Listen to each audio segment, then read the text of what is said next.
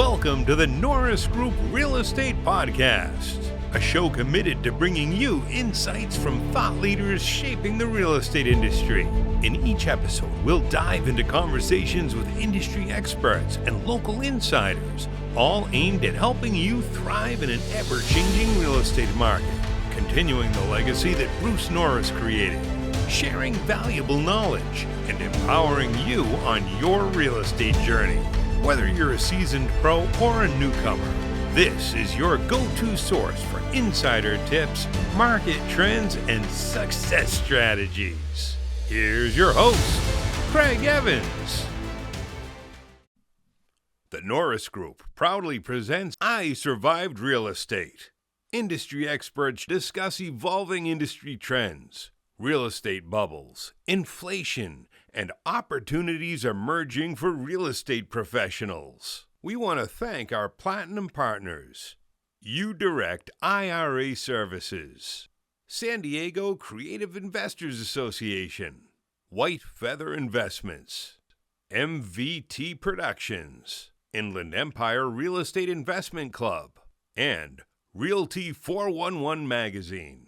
See AIsurvivedRealEstate.com for event details, information on all our generous sponsors, and to connect with our speakers. Hey, everybody, we're so excited today. We have got a great show today. A good friend of the Norris Group and someone that I've come to know over the last few years and really admire. Sean O'Toole is with us.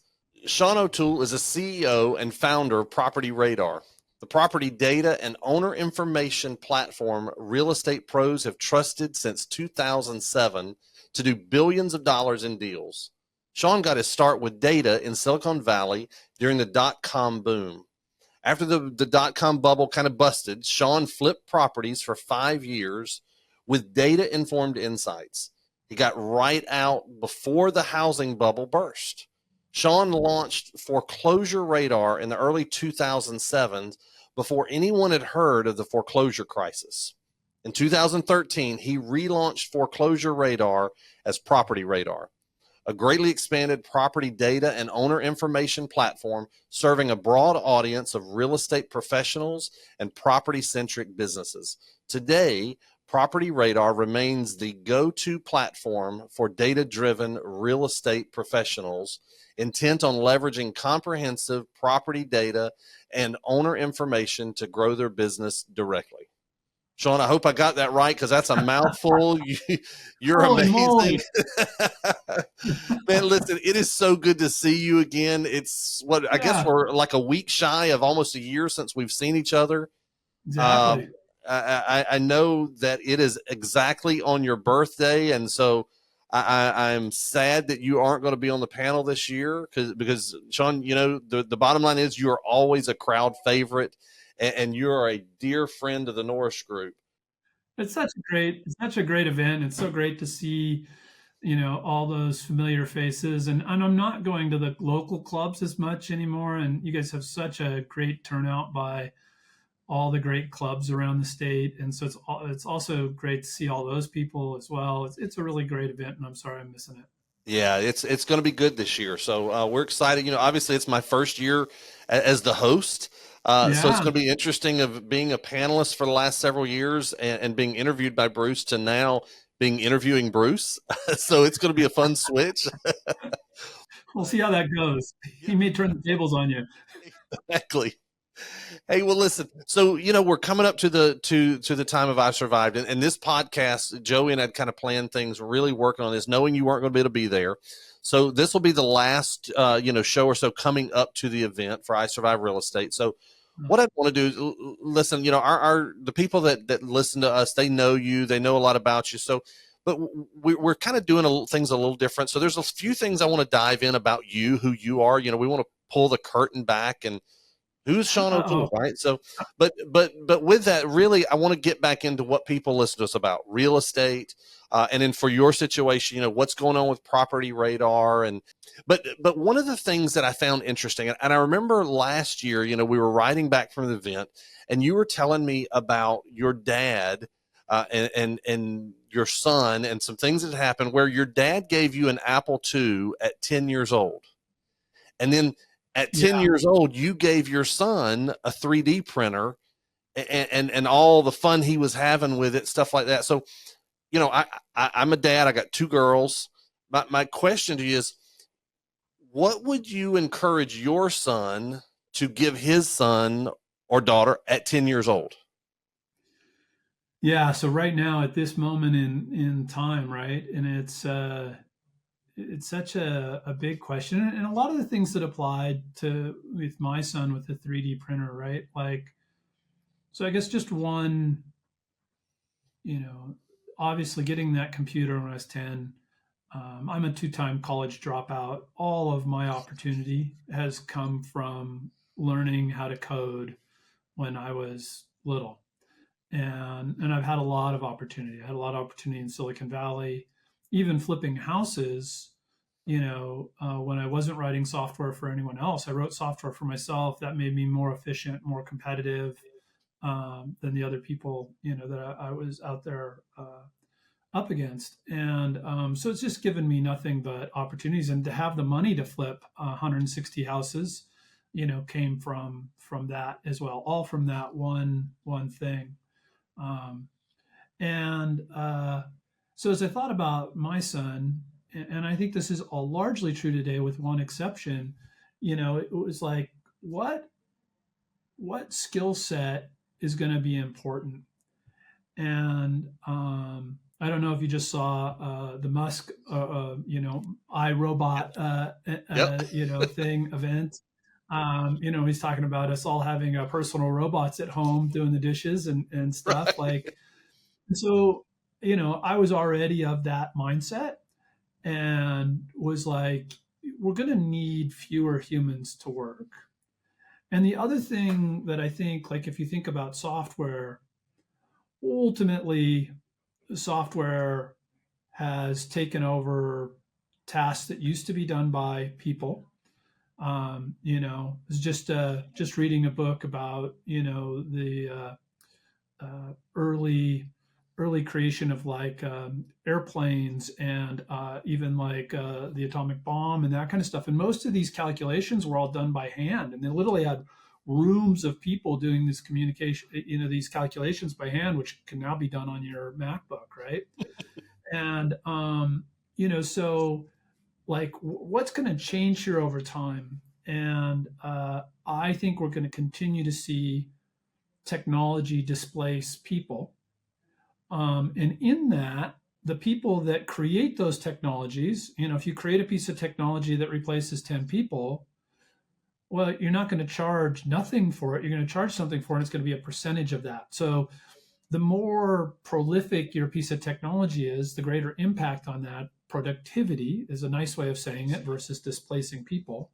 The more rewards you get. And we've seen that, right? That's, Bill Gates, Larry Ellison, Elon Musk, et cetera. Like at the end of the day, their incredible wealth has come from the advancement of technology, and the advancement of technology comes to displacement of people. So you want to be on the right side of that trade. So I'm going a little deeper here, but it's important, I think, background. That's why And you're always a fan favorite. And so then the other thing, is the pendulum's always swinging, right? And we're swinging from globalism back to nationalism, and I would rather, I think, bigger picture, better for everyone in the long run is the swing to globalism, but it has its downsides, and I understand why people want to swing back to nationalism. Um, and in that, though, right, we can't do that. Like to make a TV in the U.S. today is going to probably cost $3,000 or $4,000, right? We talk about slapping 60% tariffs on China, and it sounds great. China's scary. Like there's reasons to want to do that, but we're paying that 60%. You want to talk about something inflationary? There's nothing more inflationary than that concept. But that's where you swing when you swing nationalism. And so the only way we kind of can do that and survive, right, is if we continue this technology curve, right? The computer I have on my desk for whatever it was, $2,000, is more computing horsepower than there was in the entire world in probably 1960, right? Right. And at billions of cost in today's dollars, right? So that's how you can help is through automation. And I really felt like 3D printing and those types of technologies were on the right path of how we can actually bring manufacturing back to the US. Because it's not, our kids aren't going to sit in sweatshops and solder components and assemble little things for 18 hours a day. They're not going to do that. That's not Right. coming back to the US. And to the degree it did come back to the US, it would be at 10x the cost, and we'd have inflation like you'd never seen. So I don't think we have any sign of leadership anywhere in the political spectrum for how we actually make that transition. Right. We did have the CHIPS Act, which at least starts bringing some of the chip manufacturing back to the U.S., which I think is a good step, bipartisan. And so a little bit of trend that way. So that's the big thesis, right? Under which I chose a 3D printer. Now, the next step we have right now is large language models, right? And so you think about the education it takes. It's not like, okay, you can give your kid Chat GPT, but they're just a user. The amazing thing about the Apple II back in 1978, when I got it, right, was it was still very much a do-it-yourself. You had to really understand the thing. And if you wanted to do anything advanced, like, my dad came home, I was probably 12 years old. I had the cover off and I was soldering inside. This machine in 1977 was $4,000. Like, so whatever, like $40,000. Like, you got a $40,000 piece of equipment at home today, a $20,000 piece, and you come home and you're 12-year-old soldering on it. Like, you'd freak out. My dad freaked out. And, so it's, but you kind of had to be that hands-on. And 3D printing was that way. When 10 years ago I got my son a 3D printer, I mean, they were a bear. These days they're pretty easy. You can just buy one, download something from the internet and print it, right? It doesn't require the care and feeding and work that it did even 10 years ago. But the level of knowledge you need today to like build a large language model, like, I don't know how you give that to your kid. So I think it's a really good question, like what you do for your kid today at 10. I think it's harder. My son's now just about to graduate mechanical engineering from Cal Poly, so it worked. He took that on. I think that will give him, and he's specifically in mechatronics, which is robotics. Yep. So, I think that'll give him the skills for like this, to have a pretty good career path and be ahead and be in the right spot. So it's really that predicting that where that next spot is. Today, it's certainly, robotics, AI, thinking about, how we become more productive as a society so that we can accomplish some of these goals. Well, that's, and the technology curve is still is ramping. This is going to get worse before it's going to just get worse. And everything we touch, you're right. I mean, and that's one of the things that, I wanted to, I think we've only known each other, I don't know, 2 or 3 years now. And, Yeah. what, as I was prepping for this to meet with you and stuff today, I started thinking about so many times through our conversations, it's gone back to what happened to us and what have we done for our kids? What, it's come around to, what are we doing for our kids? What are we doing? And not just our kids. I mean, I've got obviously I got 2 girls. I want to see them grow. You want to see your next generation overall. But what do we do for that next generation? Right. And that's one of the things I was wanting to kind of dive into that and just kind of, work through that and open that up. But, so let me ask you this. So what's new with you? What's going on with Sean O'Toole? Well, I think I'd already done this at last year's I Survived event, but I hired a CEO for PropertyRadar, and I'm spending all my time now meeting with customers, consulting with customers, and and really working on our product vision. Large language models have changed the game a bit, and you know, rethinking our entire product and product strategy and all of that with that in mind is where I'm spending a lot of my time. Large language models, ChatGPT, um, took me a little bit by surprise. I knew we'd get there, but just how good they were, how quickly, yes, they hallucinate. Yes, you can get bad, whatever, but Yep. but they're surprisingly good for, uh, for the early iterations that we're still in, and they're advancing really quickly. And it takes a lot of thought to just stay ahead of that. And Yeah. so I'm focusing most of my time there right now. Is your makeup to create new companies, or to say, how do I make Property Radar bigger, better, maybe wider? So yeah, right now it's hard to believe, 17 years in, almost 18, that I'm still so fully engaged in Property Radar, but I have a very big vision for that. And, you know, and there's just a lot to do. And I am slowly I replaced myself as CEO, replaced myself as VP of engineering. I still have yet to replace myself as VP of product management. Um, and I don't see myself ever replacing myself as kind of visionary chairman. There, and we have a lot of stuff we want to do, and whether it's more data sets or new capabilities or things that just, I've got some stuff right now I think is going to blow people's minds. So, a lot of work there. But yeah, I have a lot of interests.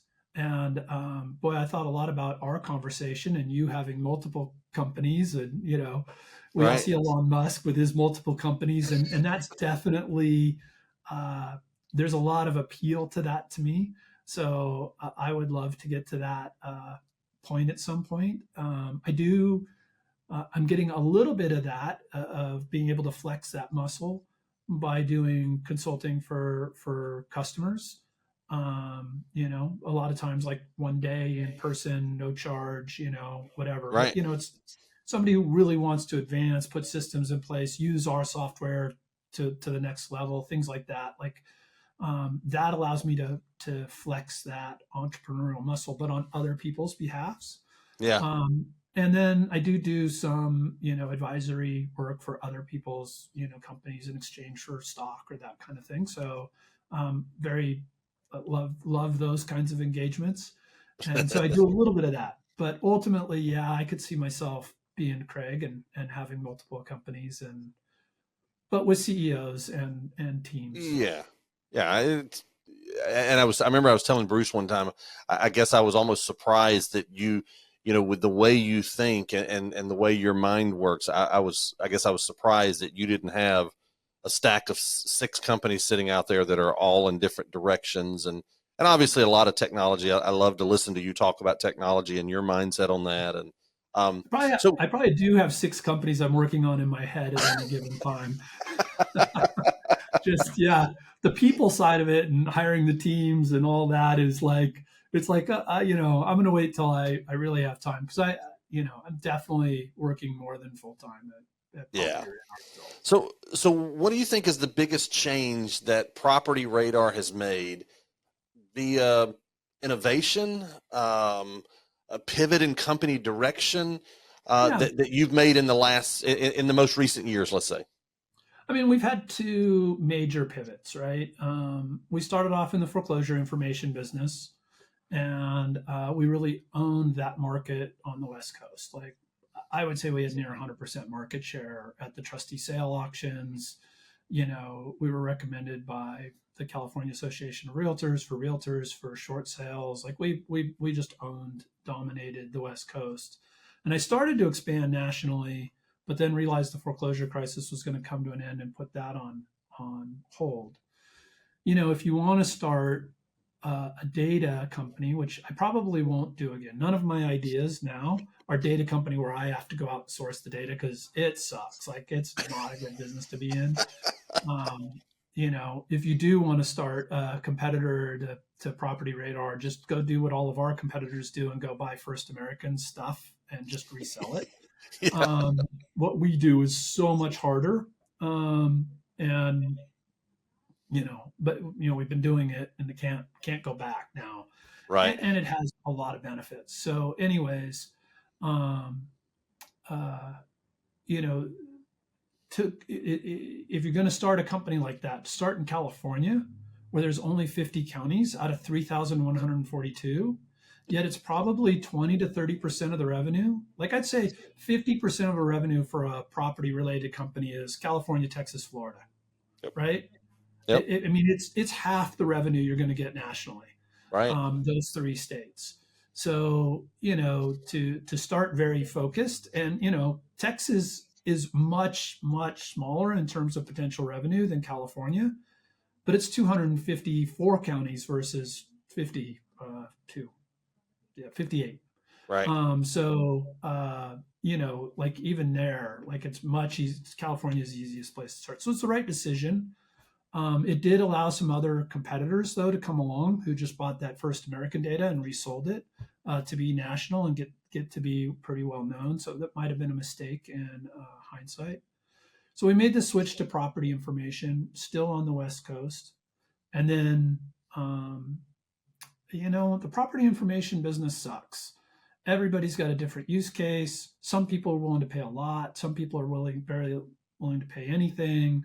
If you're going to do it, you kind of need to do it the way like a CoreLogic or a First American or those kinds of companies do with like a data tree, a RealQuest, et cetera, where you nickel and dime people to death, Right. to hopefully get them to where they're paying thousands of dollars a month. And you got a sales team that goes out and, gets big accounts and things like that. And it's just not the business I wanted to build. I wanted to build something more for smaller players, more accessible, flat fee. And it's tough in the property information business. We built a great product there. It's still a great product there. But in 2018, I realized our best customers were actually using us essentially for sales and marketing, right? So the investors were using us to find doors to go knock on, people to send direct mail to, folks to call, right? And that was a big aha moment for me, and really pivoted the company that direction. So we started bringing in demographics data. We got nationwide, brought in a lot of other stuff that's super useful. There's a big difference between a landlord over 75 years old and a landlord who's 30 years old, and now you can market to each of those independently. And we were the first to do that. And it really kind of changed the game. We've got other people following us now there, but it was just a different way of thinking about these things. And so, and then we've continued to add, bankruptcies and liens and other data along that line to give you this wider pool of folks to market to. You're a realtor, somebody who's got an HOA lien, they freaking hate their neighbors right there. They're moving, or an investor, right? They're done. Right. They are leaving that homeowners association. It's just when. Yep. So, those are great leads, but they're leads, right? It's less about property information and it's more about finding that lead and going and making that connection. So that's been our focus. We've been building out our marketing tools with a dialer, with the direct mail marketing, with the email marketing. And like what we're still not very good at, because I'm a product guy, I'm not a sales and marketing guy, is explaining to folks just how powerful and how differentiated those tools are, right? So our direct mail tool has all these abilities to like create templates. So let's say you're a franchise, you can create templates that are locked down, that have franchise level stuff that the agent can't change, right? But then the agent can have their brand level stuff, their headshot, their team name, their kind of thing, automatically fill that template, right? At the brand level.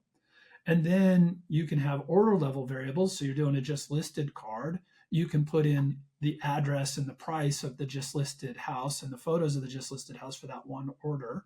And then there's the piece level variables that say, Dear Sean, at that level.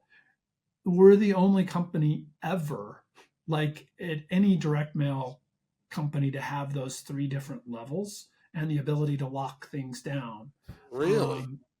Yeah, so a lob doesn't do that. No competitor does that. None of the big, any of the big mailing houses you go to. They'll have variables, but they're not separated into those three levels that can be used, in three different ways. So really powerful tool, online web editor. Anyways, just a lot of thought goes into the things we do. I mean, do you see AI starting to potentially play a role in what you do with Property Radar? Yeah, I'll give you an example. So, it's we've built this really powerful tool, but because it's so powerful, it's harder to use than some of our competitors, or at least it comes across. We have 250 criteria. There's over a Google, which is Googol, Google it. It's a very large number. Number of possible combinations within our criteria. I calculated this after a competitor bragged they had 40,000 combinations. So you compare the number 40,000 to a Google, it's a little different, right? We've got a lot. I think we're getting even closer to maybe 300 criteria now because we keep adding stuff. But, it's really daunting as a new customer to wade through 300 criteria. And then there's industry terminology. So we talk about owner occupied, non-owner occupied, which some people call absentee and non-owner absentee, right? So, or whatever, or owner occupied versus absentee. But there's different language around that. And then I could take that a little further and say second homes versus short-term rentals versus the criteria we use underneath that is same mailing address as the site address is the way that's done in the industry. Everybody does it. Or tax exemption. So like in California, you have a homeowner's tax exemption. Not all states have it, but a lot of states have a homeowner's tax exemption. So we use those two things to predict whether the property's owner occupied or non-owner occupied, right? It's a likely thing. People think this is like, we go knock on the door and is there an owner here? Is there a renter here? Like nobody does that, right? We're all modeling data, and that's industry standard. Everybody does it the same way. But there's differences, right? And so if you're a user and you come in and you say, well, I want second homeowners in Tahoe over the age of 50 who've lived there for more than 15 years, but you got to figure out, okay, live there for more than 15 years is purchase date before today minus 15, right? You got to figure all this stuff out, and it's really hard. So we used, and I've been working on natural language processing, which is kind of the precursor to large language models, right, to try to come up with a way to let people type in their queries and suggest the criteria. Well, large language models solve that for us. We have that now. We have what we call our criteria bot.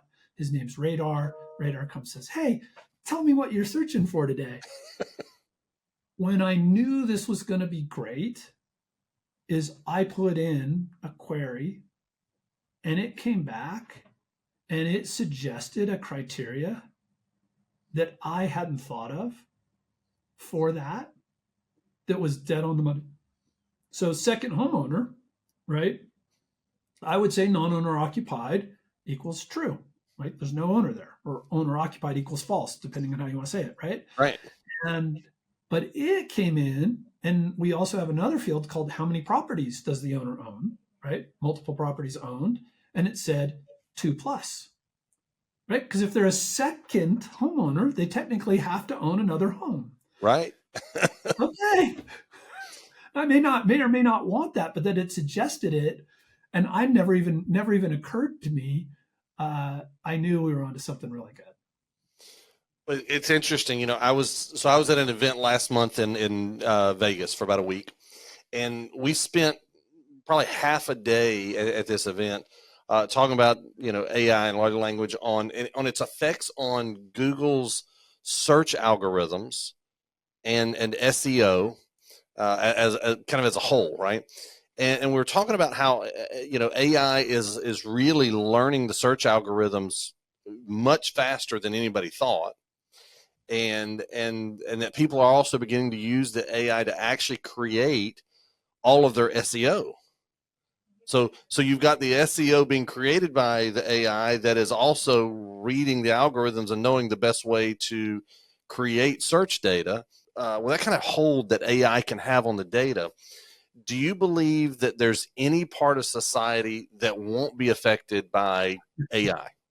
Hopefully what you do in your bedroom, like hopefully there's parts. I'm hoping. That's probably optimistic. Yeah, exactly. No, I mean, I think it's going to be pretty pervasive. And, that is the one thing I tell my son, and I think it's a mistake our schools are doing. Our schools are putting in tools to catch the use of ChatGPT. Yep. But I think we're kind of teaching the wrong thing, right? Because it's going to be a lot less about your ability to write, than it is going to be about your ability to prompt. And, I think, put me in charge of a school district and I'm introducing a curriculum on how to write prompts, right? And I'm thinking about K through 12, the advancement of how to write prompts and find answers to things and how to learn and just how to be curious, right? Those are the skills that are going to keep you ahead of the game, right? At the end of the day. So, instead, our schools are punishing kids for using these tools instead of teaching them how to use them. And I think at the end of the day, that's giving them the wrong skill set to survive as we move forward. And that's long been the case. I remember having to type a report and use a typewriter and use it. I had a computer at home.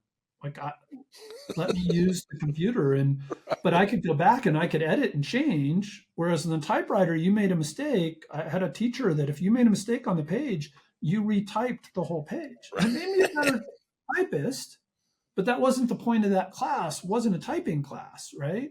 Right. And I think that was a mistake by that teacher, right? Like, that teacher should have let me be more efficient, get more done. It wasn't a good use of my time. And whatever, and I think we're making a lot of those same mistakes right now. I have long said, I was on the finance board for our education department here, and got so frustrated with the mindset of how we were going from an educational system, and because I've always said, listen, two of the things that we don't do well is we don't teach technology and we don't teach finance. I'm not talking about how to write a check. We just don't teach finance. We don't understand that, Basic business too. Most people, they're either going to be working for a business or starting a business. And in either case, if they don't fundamentally understand how business works and why it works and the rest, like, they just have all these misconceptions, and they're not doing a good job for their boss, even if they don't want to own a business. And they get themselves in a lot of trouble when they start a business and don't know what they're doing. So many people don't understand a profitability model that if you don't pay attention to that, the business ends, so let me ask you how this. You can have a profitable business that doesn't cash flow, or an unprofitable business that does cash flow. And that doesn't even make sense, right? But both are true. That's right. I teach about that a lot of times in construction, that some of the best business models that people are, some of the best businesses that they have will run out of cash because they don't understand cash flow. And I'm like, but I've got so much profitability. Well, sure, but you don't have cash flow. And so you're going to be out of business in 3 months, We'd also like to thank our gold sponsors: Inland Valley Association of Realtors, Keystone CPA, NorCal RIA, NSD REI, Pasadena Phoebe, PropertyRadar, The Collective Genius. See AIsurvivedRealEstate.com for event details. For more information on hard money loans, trust deed investing, and upcoming events with the Norris Group, check out thenorrisgroup.com. For more information on passive investing through the DBL Capital Real Estate Investment Fund, please visit dblcapital.com. The Norris Group originates and services loans in California and Florida under the California DRE license 01219911, Florida Mortgage Lender license 1577, and NMLS license 1623669. For more information on hard money lending, go to thenorrisgroup.com and click the hard money tab.